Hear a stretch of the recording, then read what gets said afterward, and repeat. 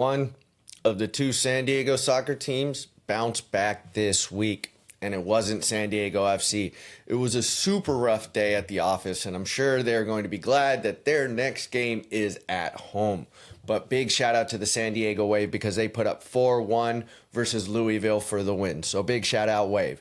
Time to get into it though. Why did SDFC lose? Mikey Varas finally made some changes in the lineup, but how did those changes look on the field? Does SDFC have away game issues? I'm Mike Gio with the Penalty Kick Podcast, and we need to get into the game recap. We're going to do a just quick game recap today. Abada, person I mentioned in the prior episode, goal in the 11th minute, and it was off a turnover. But even after the turnover, just atrocious defense. There was like 4 or 5 people around. They couldn't get the ball off him. Makes a pass. It's a goal. 1-0, 11 minute. We're down already. Bad defense. Then it just really went downhill in the 45th minute. Our defender Reyes gives up a penal and gets a second yellow, which leads to a red, and he's sent off before halftime. Before halftime, 2 yellows. Horrible. Ajiman with a nasty penalty, and there is a 2-0 lead. Second half, man down, and then in the 57th minute, Pivot scores 3-0. That is game. And they probably could have had more. Zaha probably at least could have had one, and we'll see that in the stats in a little bit. And now San Diego FC, after that loss, is 6th in the Western Conference. SDFC really just didn't show up. The holes in the back line are looking bigger, and that was something I've been mentioning for a while now, especially the wing backs, but the center backs kind of showed up today as well, not looking great. So let's throw up some stats. I mean, Charlotte dominated this game. There's really no other way to look at it, but I'm really looking at the shots and the shots on target. They had 16 shots with 11 of those on goal versus 9 and 2 for SDFC. And then the XG really shows us how many quality chances and scoring opportunities they had. We had a 0.4 XG to their 4.3 XG. So they could have had more than the 3 goals that they put up on us. And just to round out how we performed defensively lately, I looked into our last, out of the last 4 games we played, 3 of those games we've given up 15 plus shots. That's how teams are able to get into position and really pepper our goal, or at least get shots off, which means that they're getting close enough to shoot. And I've been saying this, I think our defense is the weakest part of our team.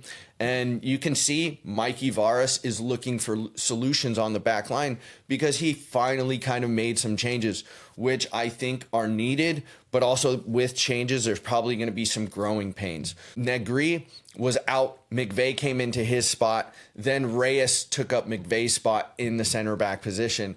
Angel went to center striker with Valakari dropping in the midfield, and then Alvarado also coming in the midfield. I've been calling for some changes. I have. So I don't want to be too harsh on Mikey Varas and try to say like, oh, what are you doing? No, I called for changes, and he had to make his changes.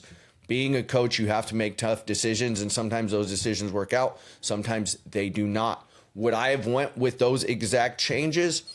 Definitely not. One of the big ones that I would not have gone for was putting Angel up front. I actually like Angel on the wing more than I like Angel up front. But even regardless of where I like Angel, let's go into numbers. In our prior 3 games, we've had 8 goals, over 2 goals per game. That is with Chucky, Valakari, and Dreer up front. Why would you change that? Why would you go away from something that is working? And yes, maybe we didn't have a couple midfield options. Luka didn't start. Godoy didn't start.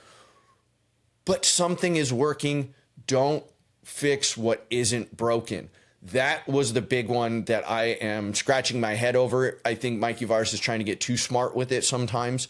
But I also like McNair and McVeigh in our center back pairing, which was switched up. But again, I do understand the back line moves because we've had to make some back line moves. And again, there's going to probably be some growing pains. Also, I know some players may need some rest, which irks me just a little bit considering we're only playing once per week. If you look at European leagues, if you look, across the world, if you're playing once per week, you're usually having the same starting lineup all the time. Usually when you need load management is because you're playing 2 to 3 games per week because of a domestic cup, because of UEFA or European Champions Cup, right? Those are the reasons you usually change. Also, I can understand if you need to rest older players like Godoy. Totally understand that. But Luca De La Torre in his mid-20s needs a rest? If that's the case, you need to get him on some conditioning because you should be starting Luca De La Torre every game, especially if you're playing only one game per week. But hey, overall, it was just a bad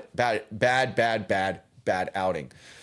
Some might be like, hey, Mike, yeah, it was a bad outing, but we really didn't stand a chance because of the red card or the 2 yellows that led to the red. And then it led to a penalty, which just, took us completely out of the game. Okay, fair. We got to give them credit for that first goal. Absolutely. But also we need to look at ourselves because even if that was not a penalty in the sense of Reyes bringing down Ajiman, if he brought him down outside the box, that's still a yellow card. Again, a double yellow because he had one early on. So you need to put the blame on that. A player with 2 yellows before halftime, why are you going in rash? Why are you going in clumsy? Why did you bring a runner down and not trust CJ Dos Santos? And even though CJ Dos Santos had a rough game, he's been okay this year.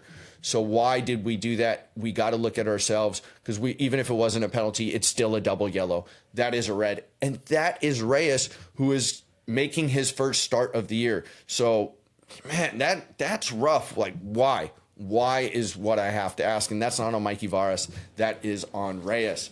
So there are worries. There's still worries for me on the back line because we haven't figured it out quite yet.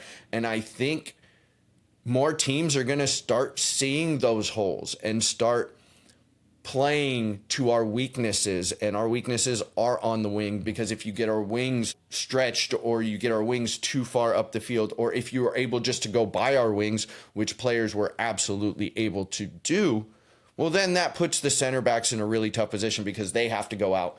Then that leaves holes in the middle and that leaves holes on the back post. So I think teams are going to start looking at this and trying to take advantage. And I want to give one of, the people that, I talk to a lot in the comments, and the way he sees the game, I think is just awesome because he sees it a little bit differently than I do. And he sees different tactics, which is the point. Everyone should see the game just a little bit differently.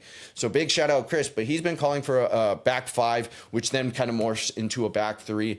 And the more I start to see our team, the more I start to understand our holes a little bit more and see the patterns, I think he's on to something. Chris, big shout out if you're watching this show. I really want to have you on and explain this because I don't want to take your ideas. I don't take people's ideas. That is not what I do. I keep it real. This is totally Chris's idea, but hopefully I can have him on the show to explain these tactics that I do think he's on to something with, and then explain the personnel to see how they move around. But we need to see what Mikey Varas is going to do, what he's going to come up with. What is next on that back line? What's next in the midfield? What's next with our front 3? Is Angel going to continue to play there? Is Valakari going to go back? Who knows? But teams have found a hole. Colorado, what they did, they pressed us, turned us over, and then our back line was obviously susceptible because our midfield was turning the ball over left and right.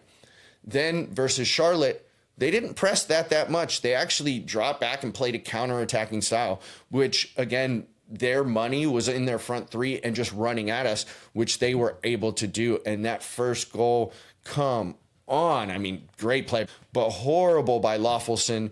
And then, to turn the ball over, and then just horrible because the defense was back and they still couldn't stop him. And then Loffelson got bullied on the set play goal where he was just not tall enough. He was a little too little. And there's game. But there is some good news. SDFC is coming back home. And when we play at home, we look good because we're still undefeated, 2 wins and 2 draws. So hopefully we can maintain that. But it looks like we might have some road issues in our road games. In the 5 road games we've played, we've had 2 wins and 3 losses. So we do not look as good away as we do at home. And our past 3 away games, that's when we've actually lost all 3 of those games, against Austin, against Colorado last game, and now against Charlotte. So this is something we're going to need to keep an eye on. Are the holes getting bigger, or can Mikey Varas put in some game plans and some tactics to make those holes a little bit smaller? We'll have to see in our next game. We're welcoming the Real Salt Lake team to San Diego at Snapdragon. 4:30 p.m. start time. Y'all have a happy Easter. Y'all have a happy holidays if you celebrate the other holiday that's happening today. I'll check y'all out soon. This is Mike Gio with the Penalty Kick Podcast.